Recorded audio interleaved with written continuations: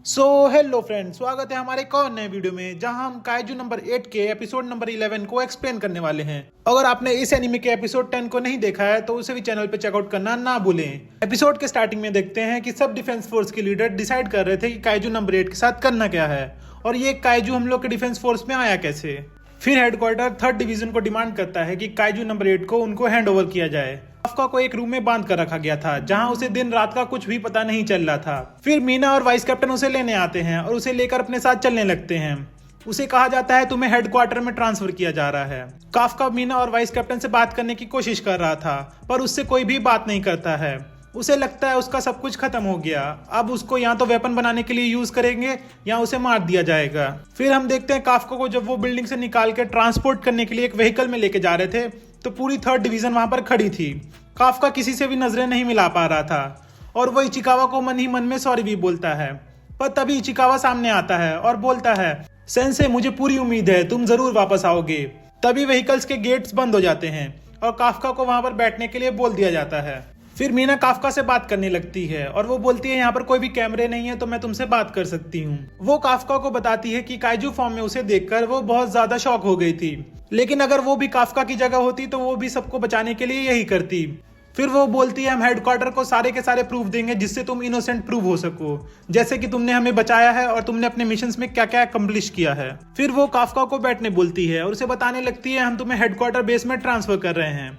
पर तभी काफका उसे रोकता है और बोलता है मीना क्या मैं अभी भी तुम्हारे साइड में खड़ा हो सकता हूँ। उसका कहने का मतलब था क्या अभी भी वो उसके साथ रहकर काइजू से लड़ सकता है। मीना बोलती है हाँ मैं हमेशा तुम्हारा इंतजार करूंगी।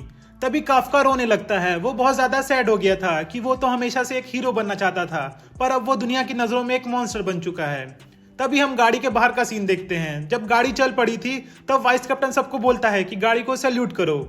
सब वैसा ही करते हैं। वहां का हेड पूछता है तुम किसको सैल्यूट कर रहे हो, तो वो बोलता है कि हम तो अपने कैप्टन को सैल्यूट कर रहे हैं जो उस गाड़ी के अंदर है। पर मुझे जहां तक लगता है वाइस कैप्टन काफका को ही सैल्यूट कर रहा था क्योंकि उसने सबकी जान बचाई थी और वो उसे एक हीरो की तरह दिखता है। फिर हम डिफेंस फोर्स के हेड बेस को देखते हैं जहां पर काफका को लाया जा चुका था और उसे वहां एक शील्डेड रूम में बांध कर रखा गया था। फिर हम कुछ दिन बाद का सीन देखते हैं जहां 3rd स्क्वाड के कुछ मेंबर्स जिनके साथ इचिकावा भी था वो सब काफका के बारे में ही बात कर रहे थे कि कैसे काफका ने उनकी जान बचाई है और वो तो एक हीरो है।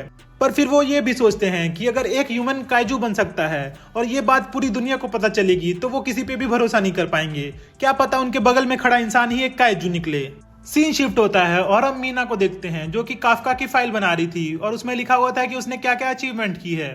वो ऑपरेशन रूम की हेड को बोलती है इसका कॉपी बनाकर मुझे दो। फिर हम वाइस कैप्टन को देखते हैं जिससे एक ऑफिसर पूछता है कि अब काफका का क्या होगा।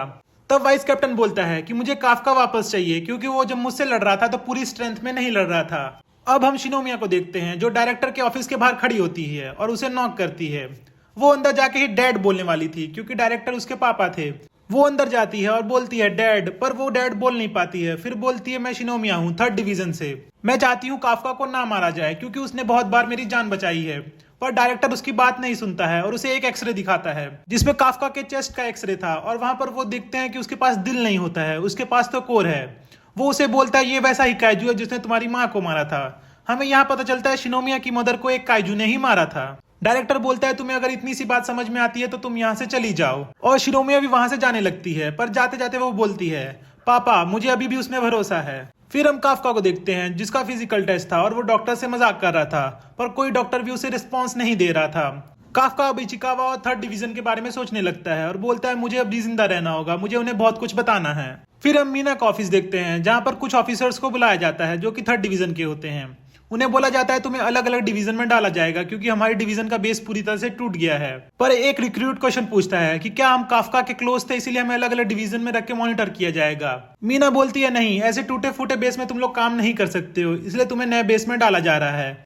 कोई भी नई डिवीजन में जाने के लिए तैयार नहीं था पर इचिकावा बोलता है मैं करूंगा और सब ये बात सुन के शॉक हो जाते हैं और सबके सब मान जाते हैं। अब इनको स्प्लिट अप करना होगा, मतलब सबको अलग अलग डिवीजन में डाल दिया जाएगा। सारे 3rd डिवीजन के मेंबर्स काफका की हेल्प करना चाहते थे पर कोई कुछ भी नहीं कर पा रहा था। अब हम काफका को देखते हैं जो उसी चेयर पर बैठे सब कुछ सोच रहा था कि वो कैसे अपने आप को ह्यूमन प्रूव कर सके। तभी वहां पर डायरेक्टर आ जाते हैं यानी कि शिनोमिया के पापा। काफका को अब लगता है कि वो खुद को ह्यूमन प्रूव कर पाएगा। डायरेक्टर ऑपरेशन रूम को बोलता है कि काफका को खोल दिया जाए। हम देखते हैं शिनोमिया भी वहीं ऑपरेशन रूम से ये सब देख रही थी। ऑपरेशन रूम वाले बोलते हैं ये बहुत ही पावरफुल काइजू है, हम इसे ऐसे नहीं खोल सकते। डायरेक्टर उन्हें बोलता है तुम्हें पता भी है तुम किससे बात कर रहे हो, और जहां तक इसकी पावर्स की बात है ये यहाँ पर बैठा है क्योंकि ये बैठना चाहता है, नहीं तो ये कब का ये सब बाइंडिंग्स को तोड़ के यहाँ से निकल गया होता। ऑपरेशन रूम वाले ऐसा ही करते हैं, वो काफका को खोल देते हैं।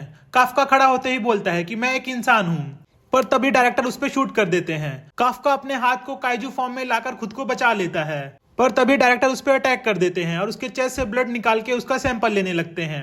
वो काफका को बोलते हैं जो आदमी अपने हाथ से बंदूक की गोली को रोक सके वो एक इंसान नहीं हो सकता है। डायरेक्टर उसे काइजू नंबर 8 बुलाता है, पर काफका बोलता है मैं काइजू नंबर 8 नहीं हूँ, मैं हिबिनो काफका हूँ। डायरेक्टर तभी सिग्नल देता है और उसे एक वेपन दिया जाता है। हमें पता चलता है डिफेंस फोर्स वालों ने काइजू की पावर यूज करने के लिए एक वेपन बना लिया है और डायरेक्टर उसी का यूज करके काइजू नंबर 8 को एलिमिनेट करने वाला था। काफका सोचता है कि मैं पूरी तरह से इंसान बन के रहूंगा और काइजू फॉर्म में बहुत थोड़ा सा ही आऊंगा और मैं प्रूव करके रहूंगा कि मैं एक इंसान हूँ। तभी डायरेक्टर उस पर हमला चालू कर देते हैं जिससे काफका का एक हाथ कट जाता है। अब दोनों में युद्ध शुरू हो चुका था। काफका भी अब धीरे धीरे अपने फुल फॉर्म में आने लगा था।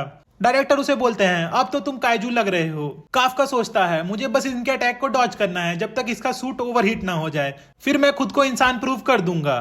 पर डायरेक्टर जनरल तो उसको बिल्कुल भी हल्के में नहीं ले रहा था, वो तो उसकी गांड मतलब कुछ मारने पे तुला हुआ था। ऑपरेशन रूम वाले शिनोमिया को बताते हैं कि वो वेपन्स काइजू नंबर 2 की स्किन से बने हुए हैं, मतलब उसके अंदर काइजू नंबर 2 की पावर्स हैं। वो बताते हैं काइजू नंबर 2 बहुत ही स्ट्रांग था और वो अपनी प्राइड के लिए लास्ट तक लड़ा था। अब हम डायरेक्टर को देखते हैं जो काफका को बहुत तगड़े पंचेस दे रहा था और उसे रीजनरेट होने का भी मौका नहीं दे रहा था। काफका तो डायरेक्टर पर हमला ही नहीं कर रहा था, वो सोच रहा था उसे खुद को ह्यूमन प्रूफ करना है, पर डायरेक्टर उसके हाथ पैर दोनों काट देता है और उसे जब तगड़ा पंच मारने ही वाला होता है तभी ऐसा कुछ होता है जो किसी ने सोची ना होगी। हम देखते हैं काफका पूरी तरह से काइजू बन चुका था, वो बहुत ज्यादा ही स्ट्रांग हो चुका था। अब हमें पता चलता है काफका का खुद की बॉडी पे कंट्रोल नहीं रहा है।